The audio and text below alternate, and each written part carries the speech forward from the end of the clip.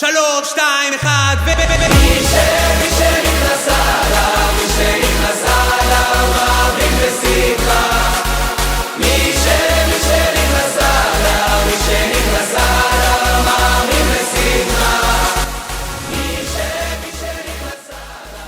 Shalom Uvracha, Chodesh Tov, Umvorach. Et il s'agit bien sûr de Rosh Chodesh Adar, pas des moindres, comme on va le voir. Et Rabotai, ce Shabbat, c'est un Shabbat des plus spéciaux de l'année, puisqu'on aura le mérite de pouvoir faire sortir du Echal 3 Sifrei Torah. Un pour Parashat Hashavua, Parashat Teruma, le deuxième pour Rosh Chodesh, et le troisième pour Parashat Shekalim, puisqu'on va commencer le compte des 4 parashiyot. Et donc, Baruch Hashem, c'est un Shabbat des plus spéciaux. Pourquoi? Parce que c'est une bracha spéciale que de faire sortir 3 Sifrei Torah en même temps. Et chaque Sefer Torah, il représente une bracha pour lui-même. Pour celui qui est attiré par la Parnassa, il faut savoir que ces 3 parashiyot, alors c'est une Ségoula pour la Parnassa. Et donc, il conviendrait demain, avant Shabbat, de demander à Hachem une parnassa, une meilleure parnassa avec bracha pour pouvoir mieux le servir. On ne demande pas la parnassa pour la parnassa elle-même, on demande justement avec un but de se rapprocher d'Hachem. Et donc Rabotai, avant d'entamer donc ces 3 sujets, permettez-moi de partager avec vous une hargasha, un sentiment qu'on a tous partagé hier lorsque malheureusement cette famille Bibas qui a fait le tour du monde, Rabotai, alors lorsque elle a été enfin enterrée, elle a pu trouver la menoucha, le repos. Alors dans tout le monde, il y a eu un certain éveil, un certain kiddush Hashem. Combien de lumières oranges qui représentaient justement ces enfants rouquins ont été allumées dans les 4 coins du monde, et combien alors même les goïms, ils se sont réveillés à dire une telle souffrance c'est injuste. Et donc quelque part chez nous les Béné Israël, lorsqu'on a vécu ce qu'on a vécu, alors on se demande quelque part, on a été rabaissé à ce point Akadosh Baruch Hu nous a délaissés. Combien est-ce qu'il nous fait souffrir? Comment est-ce qu'on peut vivre des choses pareilles? Mais en même temps, Rabotai, c'est justement le point que je voulais faire. En même temps, Akadosh Baruch Hu, il nous a montré au travers des miracles qui se sont déroulés vendredi de la semaine dernière. Rappelez-vous, alors il y a eu environ 5 bus qui étaient remplis, bien sûr, de bombes, etc., qui ont été déjoués. Sans rentrer dans les détails, on m'a raconté aujourd'hui que dans un des bus, alors il y avait une vieille dame qui est partie s'installer au fond du bus et qui avait trouvé justement le sac où se trouvaient les bombes. Elle a averti le chauffeur il lui dit non, restez assise, je vais aller jusqu'au parking où je vais me garer et ensuite, éventuellement, on s'occupera. Mais normalement, n'importe quel chauffeur, il aurait dû s'arrêter au moment où on l'a averti et justement pour déjouer. Voici que combien de miracles se sont déroulés. Et on a parlé de 5 bus, il y en a qui disent qu'il y en avait beaucoup plus. On n'a pas voulu justement affoler la population pour ne pas dévoiler les réels faits. Mais tout ça pour dire que nous, de nos yeux, on ne voit ce qu'on peut voir.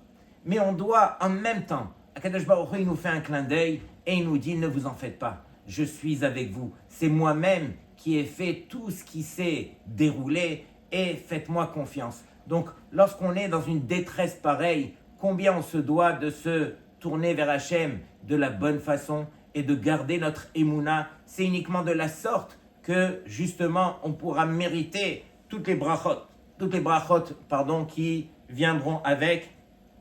Et bien sûr que Akadosh Baruch Hu, qu'il venge justement le sang et le souvenir justement de cette famille Bibas, et combien tout le Ham Israël justement s'est réuni. Il y a eu une ardoute terrible, incroyable.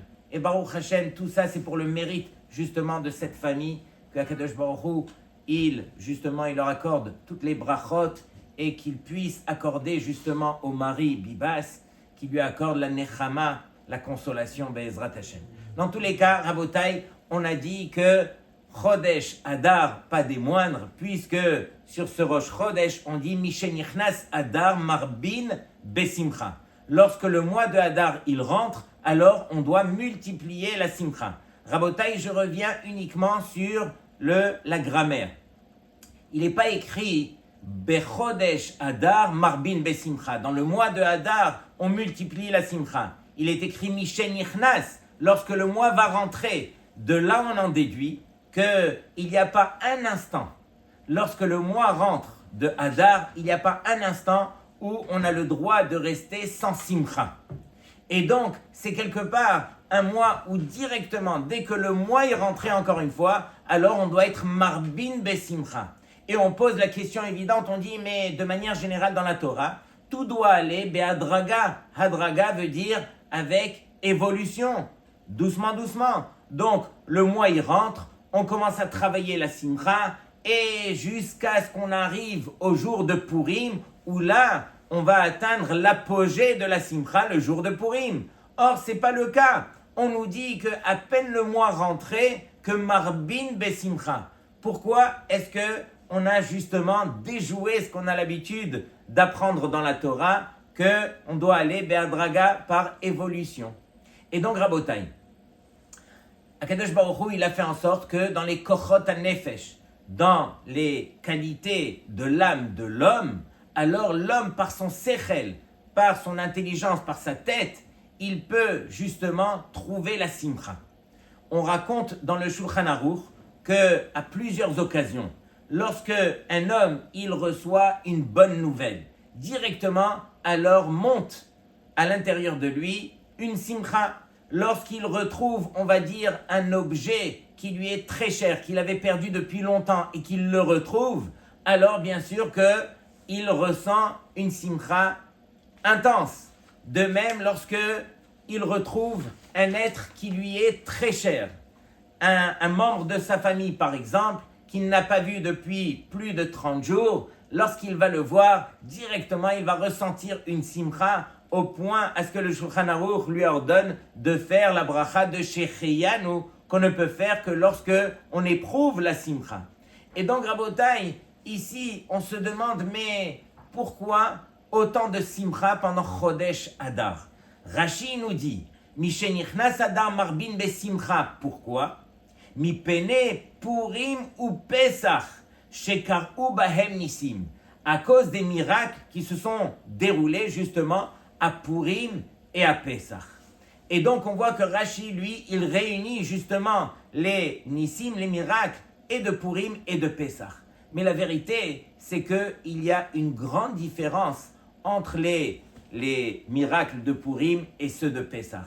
Et éventuellement, ça sera quelque part notre réponse. Comment est-ce qu'on peut arriver à cet état de Marbin Besimcha, à peine le mois rentré?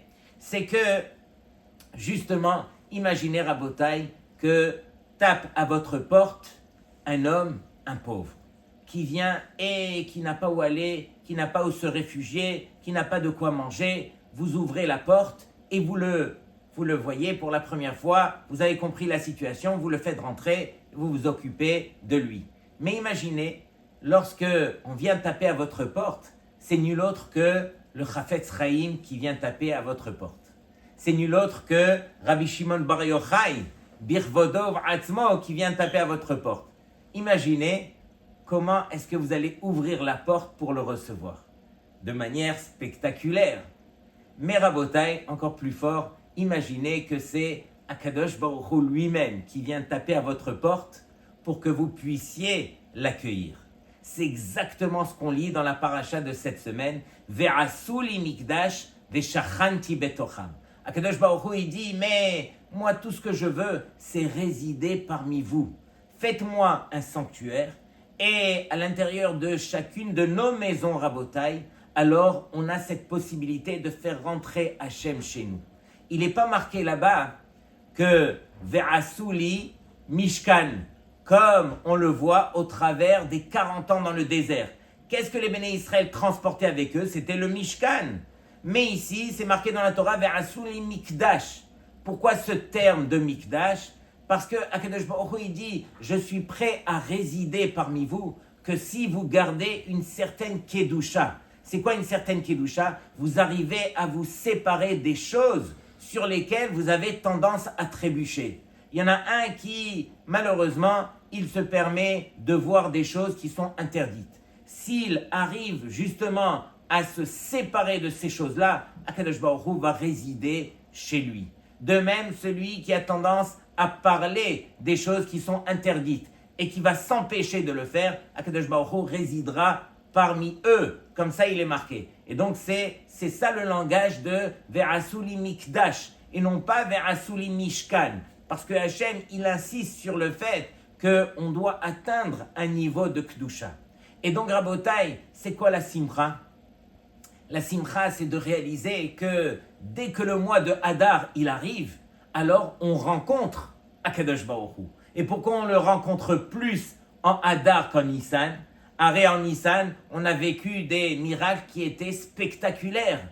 Mais Rabotai, la différence, c'est que les miracles de Nissan, alors ils allaient à l'encontre de la nature. Et donc, qui c'est qui n'était pas impressionné de voir les Aseret Makot, les 10 Makot? Qui c'est qui n'a pas été impressionné de voir la mer s'ouvrir, de recevoir la Torah et de voir la parole d'Hachem?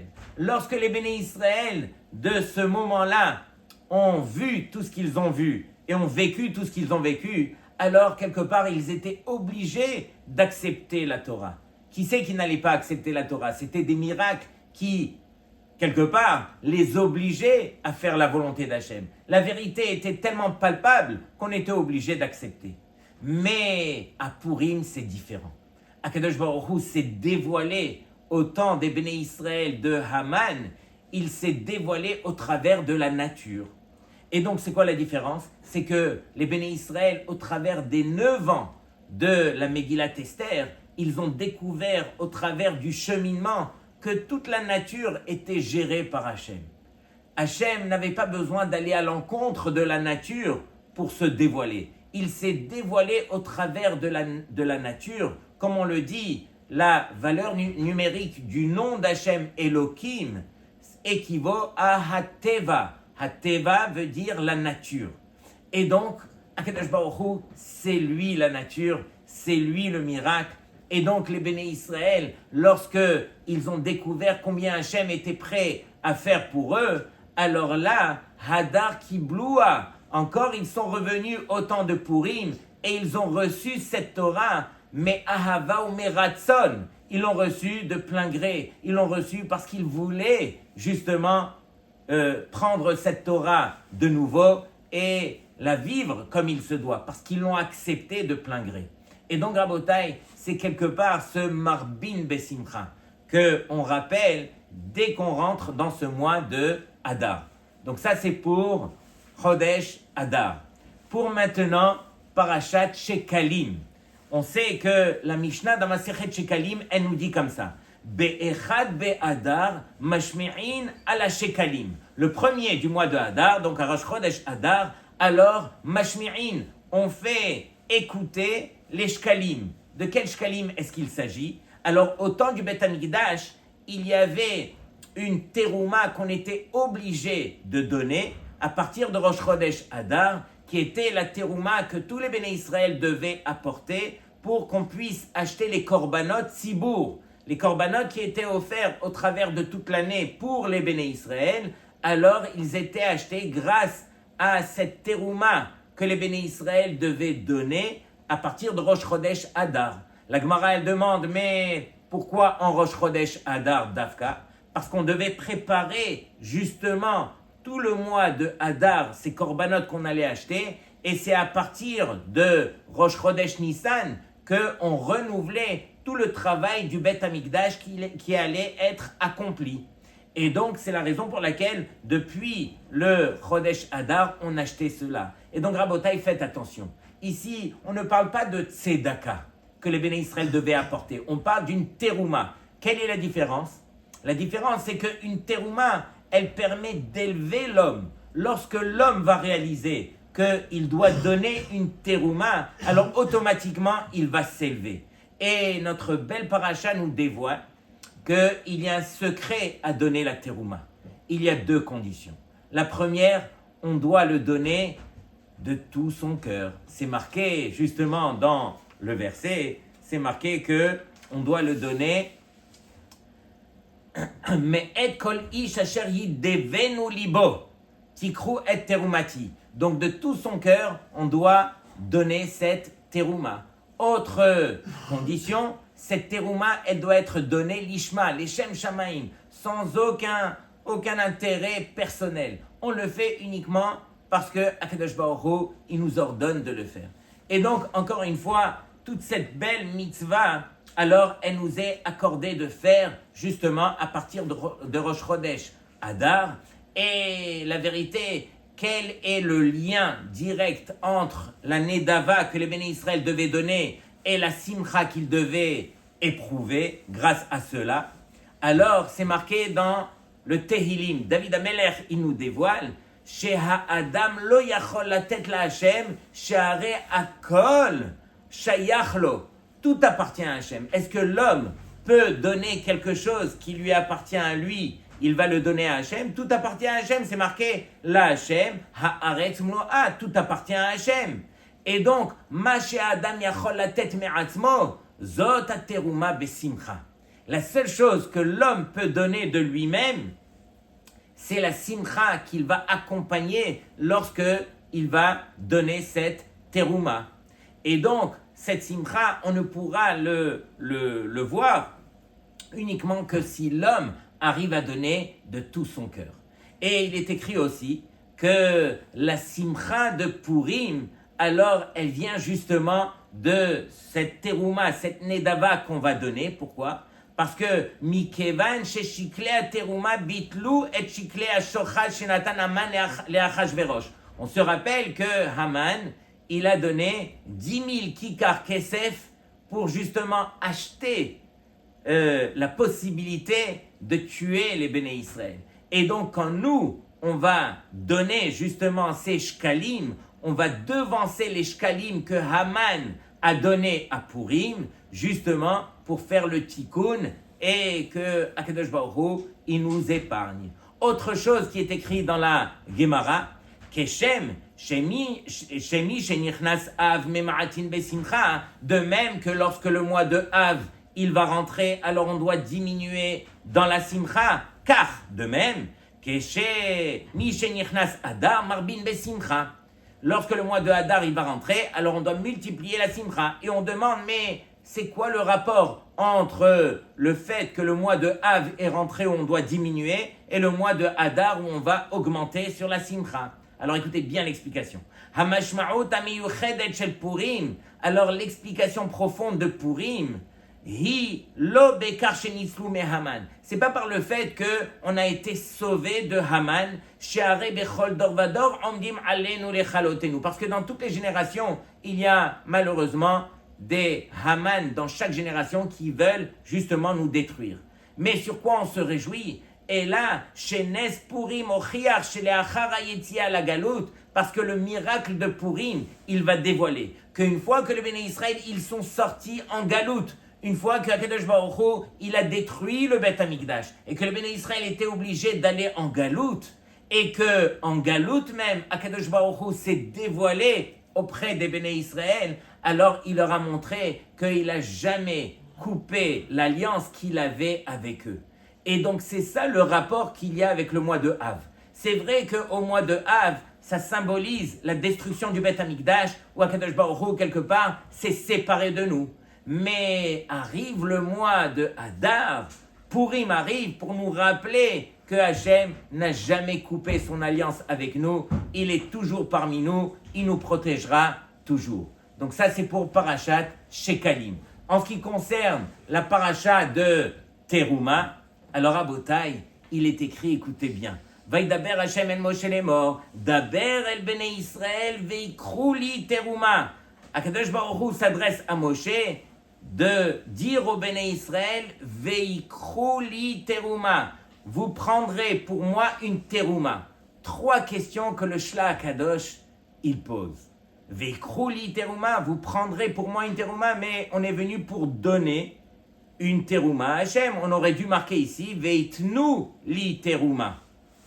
Pourquoi est-ce qu'on a rajouté le li? On aurait dû marquer veikru teruma. Vous prendrez une teruma. Pourquoi le li? Rashi dit parce que l'ishmi, cette teruma, elle doit être donnée les shem shamayim. Mais Rabotai, il y a une différence dans la mitzvah de tzedaka comparativement à toutes les autres mitzvot de la Torah. Toutes les mitzvot de la Torah doivent être faites les shem shamayim.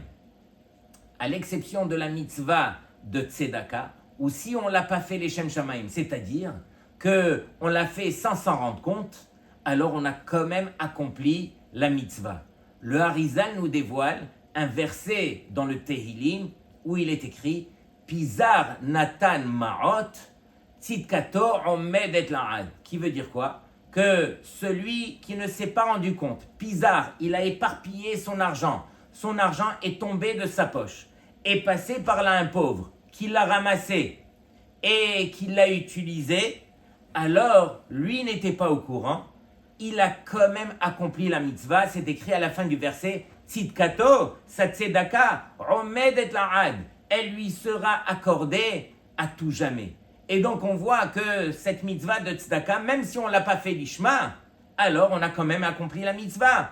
Pourquoi, encore une fois, est-ce que ici, autour de la mitzvah de teruma, alors on a rajouté le mot li, qui veut dire l'ishmi? On n'avait pas besoin. Troisième question du Shla Kadosh, il est écrit à la fin, Tikru et terumati, vous prendrez donc ma teruma. Mais comment ça vous prendrez ma teruma? C'est pas la teruma d'Hachem, c'est la teruma des Béné Israël. On aurait dû marquer Tikru et terumatrem, votre teruma, ou bien terumatam, mais pas terumati, ma teruma. Et donc, on n'arrive pas à comprendre un petit peu ce langage qu'il y a dans le verset. Sur cela, le Shla Kadosh, il nous dévoile quelque chose de magnifique. Comme on a dit, ici, il y a une condition à donner justement la tzedaka, la teruma. Et encore une fois, on l'appelle teruma et non pas tzedaka parce que c'est un acte qui va permettre au Béné Israël de s'élever justement. Et la condition, elle est mais et kol ish asher yidevenu libo, de chaque homme qui le donnera de tout son cœur. Et donc Rabotai, écoutez bien ce que le Shla Kadosh nous dévoile. Si quelqu'un était venu et qu'il avait donné 10 grammes d'or justement pour le Mishkan, pour le Mikdash, et que réellement à l'intérieur de son cœur, il voulait donner 500 grammes, et qu'il a donné ces 10 grammes de tout son cœur, vient nous dévoiler le Shla Kadosh, c'est comme s'il avait donné 500 grammes. Celui qui voulait donner 1 kilo d'or et qui avait donné ces 10 grammes de tout son cœur, alors c'est Akadosh Baruch Hu qui complétait comme s'il avait donné 1 kilo. Et donc sur cela, on dit Veikru, et vous prendrez. Pourquoi? Parce que c'est de Hachem qu'on va prendre.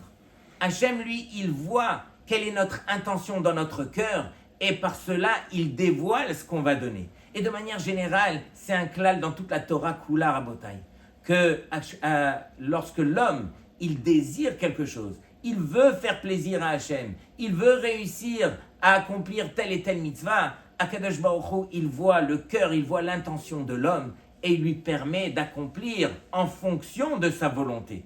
C'est ça au Masbiar Lechon Hay Ratzon, que Hachem, il nous rassasie en fonction de notre Ratzon. C'est quoi notre Ratzon? Notre volonté. Si notre volonté, elle est de servir Hachem, Hachem va nous rassasier en fonction de notre volonté. De même, l'Ishma ici, pourquoi?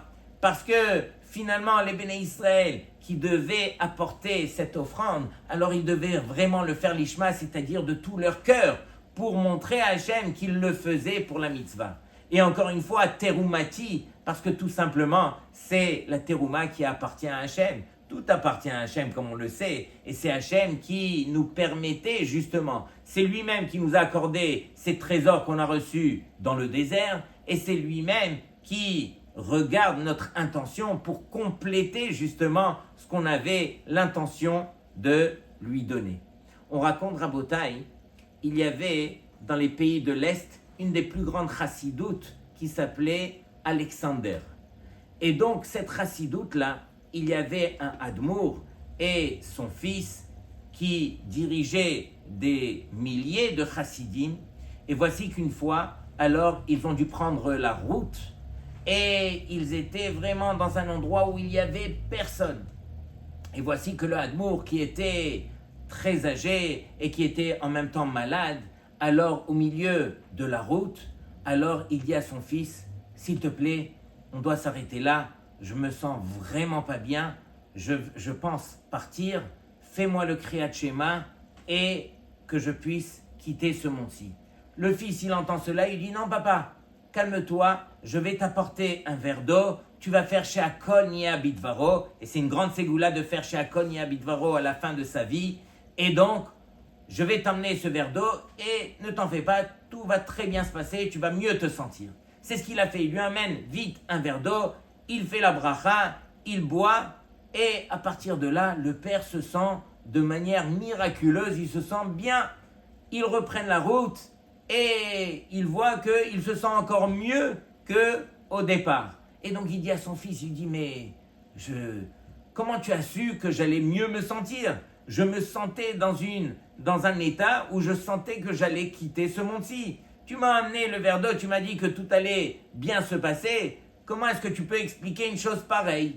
Il lui dit, papa, je dois te rappeler le Tehilim. David HaMelech, dans le Tehilim Yud Gimel, il nous dit comme ça, Lamnatseach mizmor le David, Ad ana Hashem tishkacheni la netzach, netzach, qui veut dire, jusqu'à quand Hashem, alors tu vas complètement m'oublier. Ad ana tastir et panecha mimeni, jusqu'à quand Hashem, alors tu vas voiler ta face de devant moi. David HaMelech qui devait s'enfuir de son fils, de combien qui voulait le tuer, il ne trouvait plus où se réfugier et il a senti que Hachem alors n'était plus avec lui. Ad ana ashit etzot benafshi, jusqu'à où est-ce que je vais trouver des conseils justement pour m'en sortir? Je vois que je suis complètement abandonné. Mais la fin du Teilim, alors David HaMelech, il nous surprend.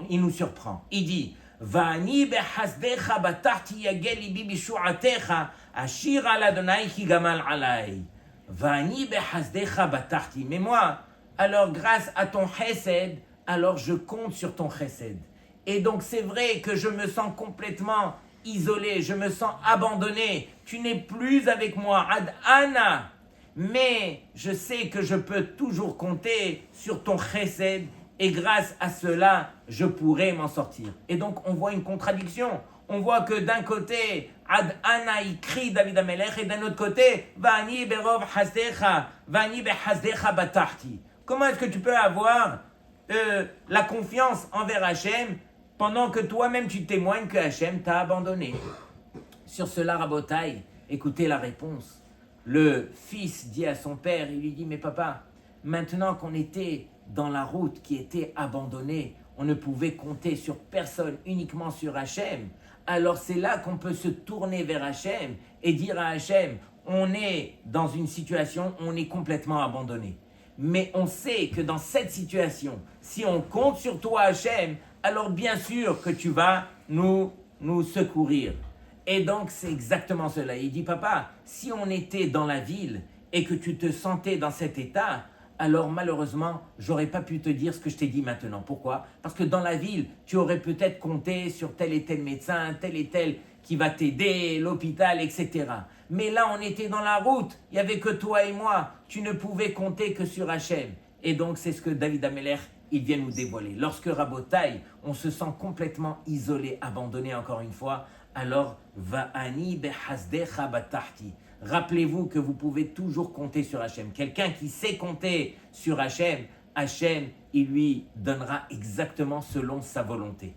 Dernière histoire à Botaï, on raconte une fois qu'il y avait à Yerushalayim, il y avait un jeune couple qui, durant des années, n'ont pas eu d'enfants.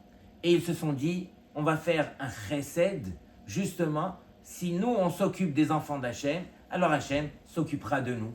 Et donc, qu'est-ce qu'ils ont fait? Ils se sont arrêtés ils habitaient à Ramoth et ils se sont arrêtés à Jérusalem dans le centre-ville. Ils ont vu un rave qu'ils connaissaient de vue. Ils se sont arrêtés, jeune couple s'est arrêté et ils lui ont dit, Kvod Harav, c'est vendredi, rentrez dans la voiture, on va vous raccompagner chez vous. Et le Rav, il voit un jeune couple et il s'est dit, mais non, mais je ne vais pas rentrer dans une voiture avec un jeune couple, ils ont envie de se parler entre eux et tout ça, je ne vais pas... Et voici que la jeune femme, elle sort de la voiture, elle va vite se mettre à l'arrière parce que elle ne veut pas se mettre en avant et que le Rav se met en arrière, elle va vite se mettre en arrière et le mari qui insiste, Kvod Harav, on a tout organisé, rentrez avec nous et tout ça. Et voici que le Rav, il rentre dans la voiture et dans la voiture, il leur raconte cette histoire que je viens de vous dire de David HaMelech Vani, Berov Hasdecha Batahti. Et donc, ils ont beaucoup apprécié l'histoire et voici qu'ils ont perdu de vue ce Rav. Quelques mois après, alors le mari, il a vu le Rav de loin, il a couru vers lui, il dit, Kvod Harav, vous vous rappelez de moi, je vous avais pris en voiture, vous m'avez raconté l'histoire et tout ça. Il dit oui, il lui dit, mais à ce moment-là, ça faisait des années qu'on n'avait pas eu d'enfant. Et vous nous avez dévoilé ce secret que si on a Bémet Bitachon envers Hachem, alors Akadosh Baruch Hu, il nous aide. Eh bien, je voulais vous annoncer une bonne nouvelle. Ma femme va bientôt accoucher et Baruch Hashem, elle est tombée enceinte à l'encontre de tout ce que les médecins nous avaient dévoilé. Et donc, Rabotai, c'est quelque part cette paracha, ces belles parachiotes, on est Rosh Chodesh Nissan, où directement on est projeté devant Hachem et on réalise combien Hachem, il est proche de nous et quel simcha on doit ressentir depuis le moment de Rosh Chodesh Adar. Parashat Teruma nous rappelle un petit peu toute cette dimension qu'on doit apprendre à garder à l'intérieur de nous, d'apprendre à faire les choses, les Shem Shamaim, de tout son cœur, Asher Yidevenu Libo. Et Parashat Shekalim, encore une fois, nous permet de réaliser la vraie simcha au travers de l'année d'Ava, au travers des dons qu'on est prêt à faire envers Hachem. Akadosh Baruch Hu nous accorde toutes les plus belles brachot Be'ezrat Hashem. Shabbat Shalom Lekulchem, Rosh Chodesh Tov, Umvorach.